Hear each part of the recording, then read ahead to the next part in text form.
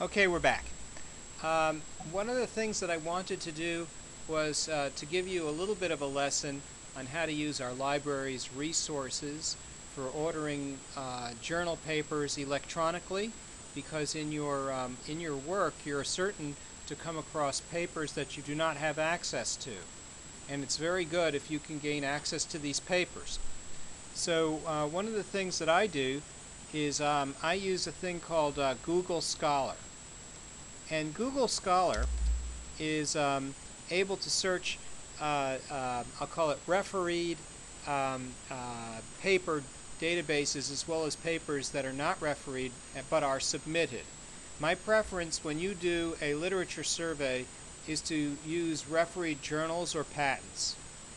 But if you must, you can also use IEEE conferences, for example. That might be okay. The other thing you want to do is when you're in scholar.google.com is you want to go to your settings and you want to look at your library links, and you want to make sure that you're set up for Fairfield University, because if you're going to order papers, you'll be ordering them on interlibrary loan. Once you start to look at your search results, you may want to, I change mine to 20 at a time. I open my results in a new browser, and you can save your results using EndNote or RefMan or RefWorks. There's another one called Mendeley, which they use at the library, and Mendeley will integrate in with the browser, and each time you get a paper and read it, you can add it to your citation database. So when you're doing something like this, fairfield.edu space Mendeley, I think that's the correct spelling. Best Bets Fairfield University. Let's see if this works. They should have, wow, what's it doing? Find Mendel, there it is. So they have Mendeley, and now apparently they have it for iPad. Do people here use iPads? You have iPads? You do? I just got an iPad mini for the first time, and it's too small. But yeah, they're apparently all the rage. Everyone's getting them.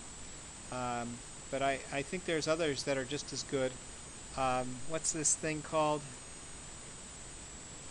It was Asus. They made something with the Android operating system. I forgot the name of it. Zoom? Something like that. I forget. Let me see if I can get the Mendeley download.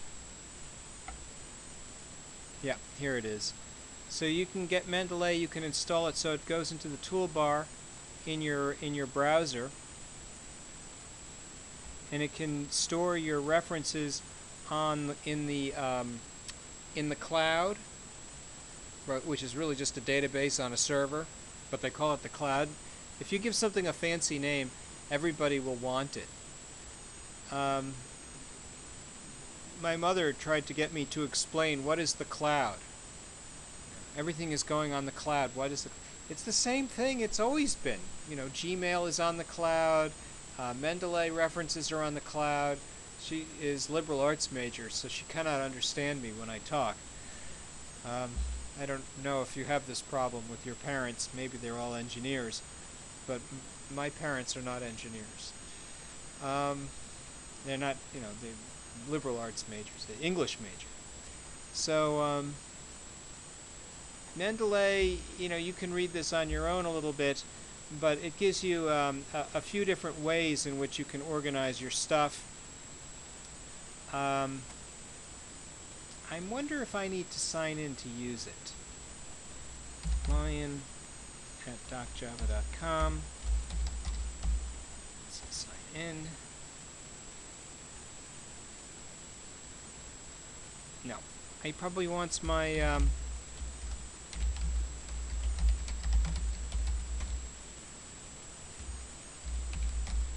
did I forget my sign-in? He's very unhappy with me. Let's try the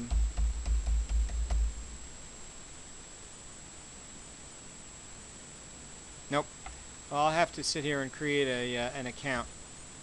Unless, I probably have this at home, because it automatically signs me in. Oops. Let's try it again.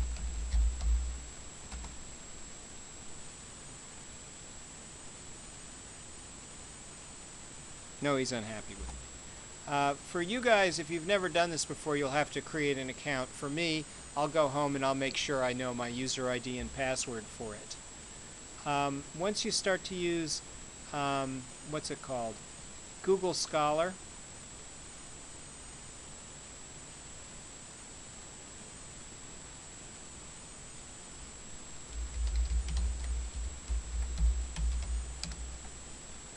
And you start to do your searching, your results will be far less noisy. You'll have real papers available for you. So if you said, oh, I want to learn about fractal power antenna. I'm going to spell it right too. So here's a Koch curve monopole fractal antenna for power. Maybe I want wireless power transmission.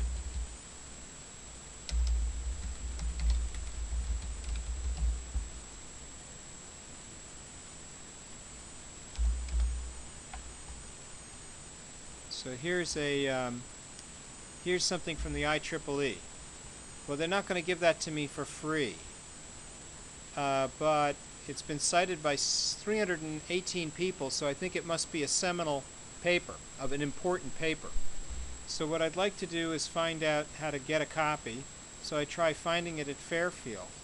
And what that does after a fashion is it brings up the fractal antenna, and then I can click on request it through interlibrary loan, and then he needs me to log in with my normal NetID, and that should only be once, and then just click submit request. And then I've got a list of all my outstanding requests, and some of them are articles and some of them are books, but that's okay. And then if there's electronic delivery, and there almost always is for articles, then I can go back to the electronically received articles from the comfort of my own apartment or home or whatever, and just click on the article, and then in theory it should just download and be printable and viewable all from my own home. So these things do take a little time to come, but on the other hand, this is important stuff. I mean, this is part of your research. So when you do a literature survey, it's very good if you can have papers that are, how would I call it, refereed, high quality journal items. So in this particular case, I have something here about CDS cells and solar cells, and you know, that's kind of an interesting area for me, because I'm thinking maybe there's a patent in it. So you know, I've ordered already something about the 5 megajoule capacitor. You know, they have these things called supercapacitors, and if you had a way of storing power that would not wear out like a chemical battery, it might be very good if it were a charge pump and a capacitor. So maybe the low power comes in, but you run it through what they call a buck boost converter, which is a switching power supply, and then that gives you a voltage that's usable that can charge your capacitor, and then you can discharge it later. You know that the tiny Atmel will run anywhere from I think it's 1.6 volts all the way out to something like 3 volts. So as the power, I think it's 0.6 volts actually, the power can fall from 3 volts down to 0.6 volts, it'll still work. So it can run on a 1.5 volt AA battery that's dying, or it can run on a 3 volt lithium coin cell that's dying. And when these things fall to 2 volts, the 3 volt lithium coin cells, in general they're considered end of life. But your tiny Atmel controller will still run on 0.6 volts, so it can still work on the coin cell. And those coin cells, if you're willing to accept sub 1 volt voltage from a coin cell, you can get a full 10 years of life. You know, if you're only drawing 180 nanowatts. So this is an interesting idea. So if you take a coin cell and an AT tiny 8-bit controller, this is one of the ideas that Ryan and I had. Put an accelerometer in it and a Bluetooth transmitter. And then it only wakes up when the accelerometer starts to feel the acceleration. And then you can embed it in, you know, Ryan likes yo-yos. So you embed it in the yo-yo to make the smart yo-yo. So you can know how fast the yo-yo is spinning and how fast it's doing he does, I don't know if you've seen this, he's playing with his yo-yo all day long in his office, doing yo-yo tricks. And I said, well, you know, I'm a computer engineer, so the first thing I do is I say, let's put a computer in it. And of course you don't want a computer in the yo-yo that could, I mean, remember, it's not obvious. And it's okay if it's stupid. So this is my stupid idea, but not obvious. And so we put it in the yo-yo, and then when you're doing the transmissions, you can log all of your yo-yo playing. We'll know when you're practicing. I mean, you know, you have to practice every day. It could even be a smartphone app because it can be Bluetooth enabled. So isn't that wonderful? So some people who are competitive, and Ryan says soon he will be a competitive yo-yo person. Is that a yo-yoer? I'm not sure. But then I thought, well, this is very good because if I have a way to log the yo-yo, maybe yo-yo competitors would be interested in it, and you could charge more. You may not be able to sell a lot of yo-yos, but a yo-yo that's enabled, you could even make it wireless, you know, with the wireless power. But I like the idea. At first I thought we'll use a coin cell, but then you had this idea of wirelessly powering the tiny micro, and I said, oh, that's good too, because if you have a high power capacitor in there, then it gets charged whenever it's within proximity of the wireless device. So I think that's very good too. So Mendeley is a good one to do for download. Certainly you'll want to use Google Scholar. Another thing you want to do is you want to talk about what is a good thing to cite. If you have two papers and one has been cited by 300 people and the other has been cited by 10, you know, you're going to want to read the paper that everybody's reading. That's the important paper, it would seem. So if you had fractal power antenna, it's coming up wrong. And then you said, oh, this is cited by 281 people. That's a big deal. Right? I mean, it's not just the question of who is, why is this an important paper cited by 318 people? These are cited by a lot. But then you might also like to say, you know, this is such an important paper for me that maybe I'd like to see who's citing it. And so then you could go through some of the things that are citing that paper and say, you know, that's an important, relevant paper. I need that. And so if these papers aren't important, you don't have to cite them, obviously.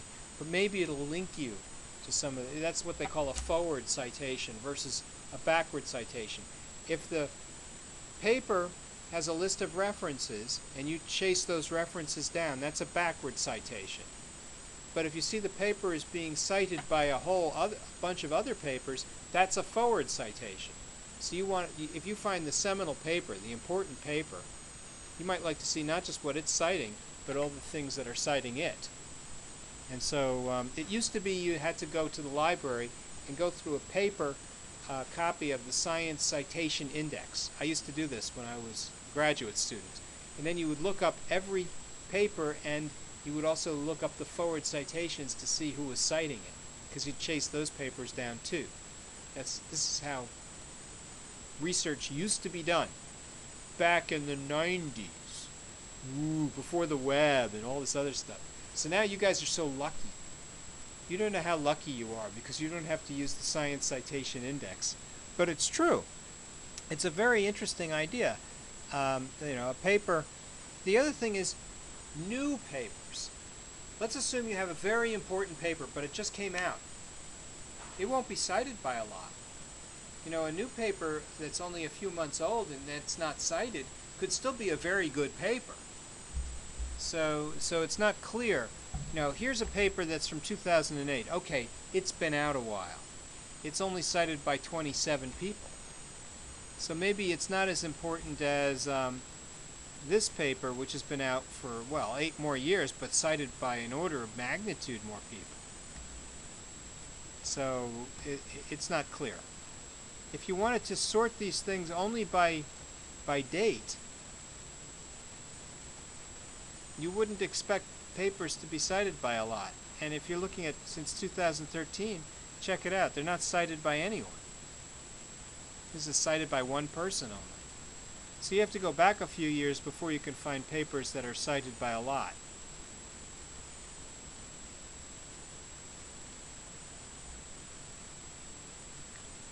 Even the 2012, you don't see a lot of cited papers. It's only cited by 2. But you're getting more recent ideas. If you go 2009,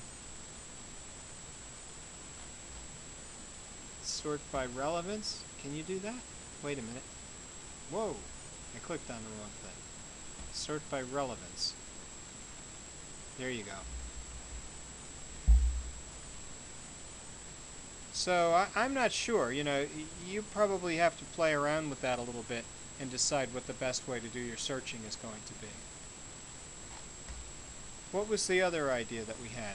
Active, noise, cancellation, and it was for the leaf blower, or should we just do headphones? Leaf blower.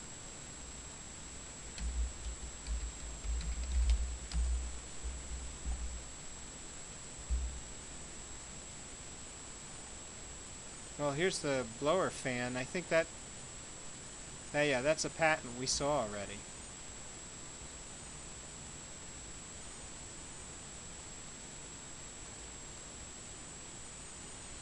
So what if we wanted to say sort by date?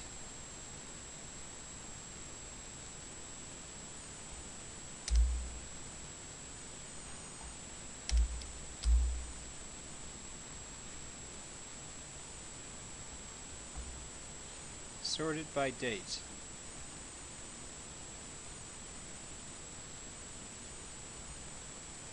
Oh, and there's an advanced search in here too. So you can put in some more stuff.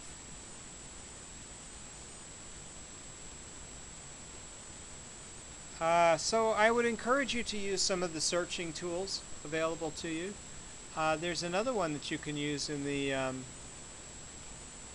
Fairfield Library.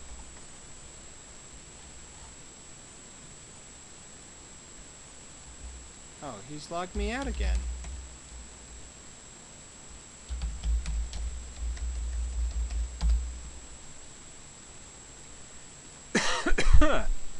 Click main menu. Maybe I have to start from the scratch. Fairfield.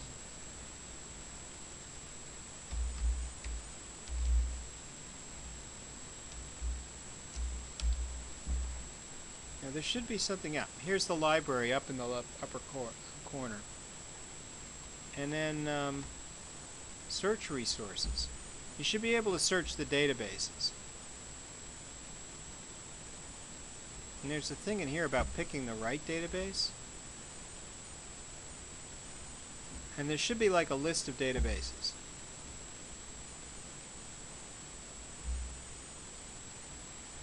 So one of the databases I like is a Science Citation Index. The other one is WorldCat. WorldCat is really good for getting books. So if I go to WorldCat, that's the World Catalog. It's going to make me log in again. Why does he keep doing this to me? Stop it. So now if I want to search for a book, I can go by ISBN number, by title, or by author. So let's assume I really wanted to get a good book on active noise cancellation. And I just leave it as a keyword. And it looks like there's 243 English language books. I will pick non-juvenile, non-music recording, and not microform. Actually, probably could pick not thesis. Well, non-musical recording. Not fiction has that. Search. And I'll just restrict myself to books. I don't want conference papers. And now I can limit myself to year. And now it looks like I can go back a few years. I want a modern approach, so I'll stop at year 2000. So I'll go back 13 years. The number of books available on active noise cancellation is relatively small. So if I just limit myself to that, I now have 46 books to look at. And here's a nice basic one. And maybe the rest, this looks like a conference proceeding. I like this idea of just sort of a basic understanding of active noise cancellation. I need to understand the basics. So I get a basic book on the topic, get it from other libraries, it fills it all in for me, submit the request, bang, I'm done. Easy. And it looks like I can go back to my list of records, and it'll start at citation number 6, and I can go through this again and see if there's something else. Buried cables, Lyapunov tuning. Ooh, that sounds like a good one. This is a PhD thesis. I like PhD theses. When I cite a PhD thesis, the one thing I notice is in the back of the thesis, in the conclusion, there are topics for future work. Topics for future work, these are open research problems. So now we have somebody who's actually worked in the field, gotten their PhD, and has identified the remaining open problems. Very important role for a thesis advisor is to make sure that there are still problems to be solved when your thesis is done, because graduate students are notorious for taking on too much and solving the world's problems. And so you rein them back in and you say, look, let's just make it so that you can graduate one day. And you pare down the thesis problem, and they say, okay, but here are the problems I didn't get to. And these get left to the back of the thesis, topics for future work. So when I open up this Lyapunov tuning problem, I'll say, here's an opportunity to read somebody's thesis. Now, I can just order it and get it on interlibrary loan. But wait, what did I just do? I relied upon someone else to get something for me. What if I took this and I just copied it and put it into Google? Well, 9 times out of 10, they've published. And look at this. He's already got a book on the topic. You've got to figure that's his book, right? He took his thesis and turned it into a book. He probably even has a few papers out, because it's publish or perish in academia. So if they don't want to go into industry, if they want to get a PhD in order to teach, then they have to publish their work. So the thesis might have resulted in a couple or 3 papers. You could read those now. So here's this book from Google, and you got to figure this guy doesn't really sell too many of them. He had 0 reviews in 13 years. This is one of those books that really gathers dust at the library. So you could probably order this book. And how would you order a book like this, you ask? Well, you could use Google Scholar and find it. Or you could go to that database, WorldCat, that we showed before, and order the guy's book. As well as, although we've just ordered his thesis, the thesis might take a while because there's only 1 copy for loan at the library where he graduated. The thesis is not something he printed a lot of. But this book, there should be, like 1,000 out there, maybe more. So presumably I could go and do the search on the book and see if I can find his book, or maybe even find the papers in Google Scholar.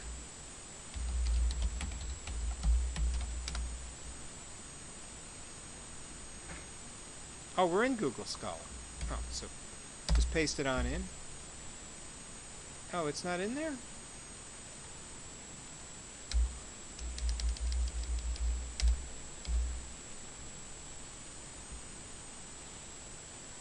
Well, a different approach to the problem. Lyapunov tuning. There's more than one way to spell Lyapunov in English. It's a Russian name, you know.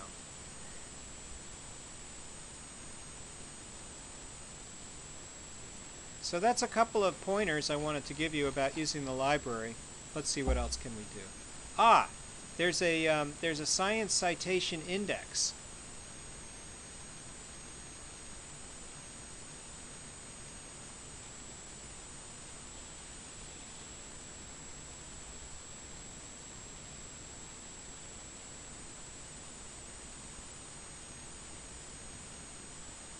See, there should be like the databases.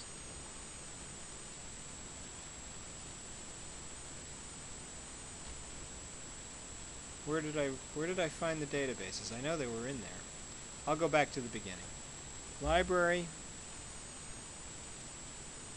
databases, browse alphabetically, and let's try S. So there's the Science Citation Index. So you can use that for your forward and backward searches. There's another one called JSTOR. JSTOR will give you full text articles immediately, a lot of times. So for example, it's a little slow, but not as slow as waiting for somebody to order a thesis from some library that's far away. Sometimes you just find those theses online, especially if it's after 1995 and the invention of the web. Actually, my thesis is online, and I had it out in '91, but I'm kind of web savvy, so I just put it online. Here it is, JSTOR. So here's the disciplines. Not all the disciplines in engineering are here, so it's kind of restrictive in that way. So let's say you wanted to know something about Black-Scholes equations. I don't know if I spelt this right, so I'm going to just do a quick Google. I think that's right. Yeah.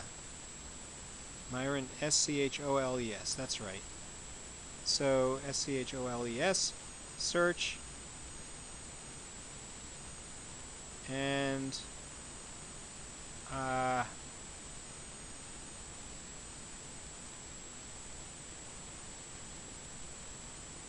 looks like you can get the whole article in PDF. Accept conditions, and what do we get?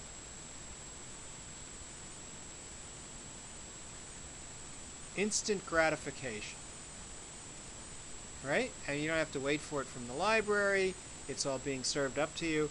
Now, the fact that it's slow here is more an artifact of our network in the School of Engineering than anything else. JSTOR will get you instant access to peer-reviewed journals for fields in business, accounting, economics rather. So here it is, the Black-Scholes equations with all the equations and everything, and you could like print this. Although me personally, I find I'm printing a little bit less nowadays because I can just read it online. I don't necessarily have to print it to get the gist of the paper, unless it's important to me. And now it seems to me like, you've got a mechanism whereby you can take the citation and paste it into your list of references. That's a very good one. Now, if you're running Mendeley, you could take those references and add them automatically to your database in the cloud. And then Mendeley will reformat them in a wide variety of different styles. There's an IEEE style, there's an ACM style, there's a whole bunch of different styles for doing your formatting. So being able to reformat easily is very good when you've electronically stored your references. 2,000, that's a lot. You could restrict it to to journals, I imagine. And then how many is it?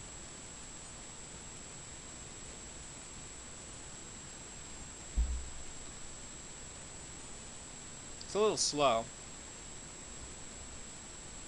but I got full PDF for everything, which I think is great. So those are a few different features that you can explore and make use of when you do your research. So we got JSTOR, we got WorldCat. JSTOR is good for articles that you can get right now. WorldCat is good for books and maybe theses. You've got Google Scholar, which is very good for ordering journal articles. And so I know it sounds a little, I don't know, pedestrian, but it's sort of important that you know how to use the resources that we have here on campus. Nobody's born knowing how to use all these databases that we have here. It's not like learning to use the card catalog. It isn't obvious, right? Like some things. I shouldn't beat up on students. It's very bad. Sorry, I'm naughty.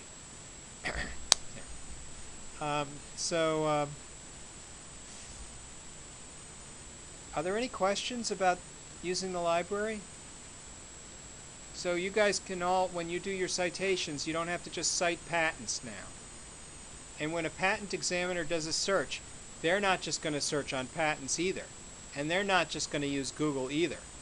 They're going to use IEEE library and ACM library and Popular Electronics, and they're going to use the New York Times. They're going to search on everything because they've got all the resources of the United States government at their fingertips for searching on all the information. And they know everything. Geniuses. So it's important that you do your search as well. You have to do a reasonably good patent search, or else you're just going to waste your time at the patent office and your money. Two things which you should not waste, I think.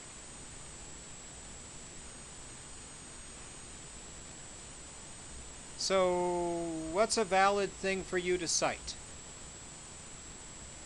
When you go to do a literature survey, I don't think it's correct for you to be citing anything other than peer-reviewed materials.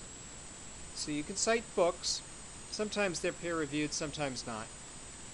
Certainly you could cite master's theses or PhD theses. That's okay. Cite refereed journals. That's very good. Conference proceedings. That's next. A lot of conference proceedings are not peer-reviewed. People can write whatever they want. Just Googling stuff and citing it because you found it on the web isn't good. That's not a good way to, do a proper citation. A lot of times you'll find something in the literature, the mainstream literature, and it's just like a New York Times article or something like this. That's not really good, because as good as the author of the article might be, you might not find that it's a properly researched scientific article. So I'm not real keen on just citing something out of mainstream literature. That doesn't thrill me too much. Proper scientific citations in general involve peer-reviewed journals, and even those can be corrupted, as we have seen in the literature. Some people submit results, and the reviewers don't catch it. They fake the results, and then they have to get retracted. It's very embarrassing for industrial labs when that happens. And big ones have had that happen, like Bell Labs. It's happened. People lose their jobs over that stuff, and their reputation. Ah, and here's the survey on mathematical finance that I downloaded. And look at all the citations he has. And check this out. That's a feature. This is a seminal article, 1973, Journal of Political Economics. If I click on it, what happens? Nothing? I don't know why the red arrow is here, but I can tell you that this is the seminal article. You know, what happened to Black and Scholes, Fisher Black and Myron Scholes, is really kind of criminal. They couldn't publish their work because it was too seminal. Nobody knew where it belonged. I'm not sure how to paste that in, but it should be like a paste and search. And there it is. It's such an important paper. Everybody keeps scanning it in and putting it up on the web, and it becomes, I suppose, one of the most read papers in the field.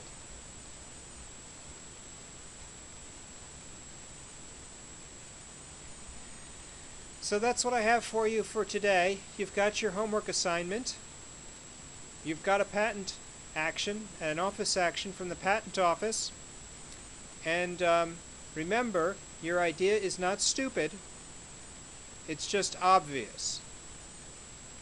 So they're not telling you your idea is stupid. In fact, just because they didn't say it doesn't mean it isn't true. What they're only telling you is it's obvious. So you must respond now to describe why your idea is not obvious. And if, in your introspective reflection of your own idea, you find that maybe they have a point, maybe your idea is obvious, then you are at liberty to alter the idea. And at this point, you can create new claims that will allow you to make your idea patentable, non-obvious, and not too broad. Remember, claims have to be as broad as possible, but no broader. So if they're too broad, they can be disallowed, and in that case, the whole patent could be thrown out. So, are there any questions? Okay, great. Let me end the lecture.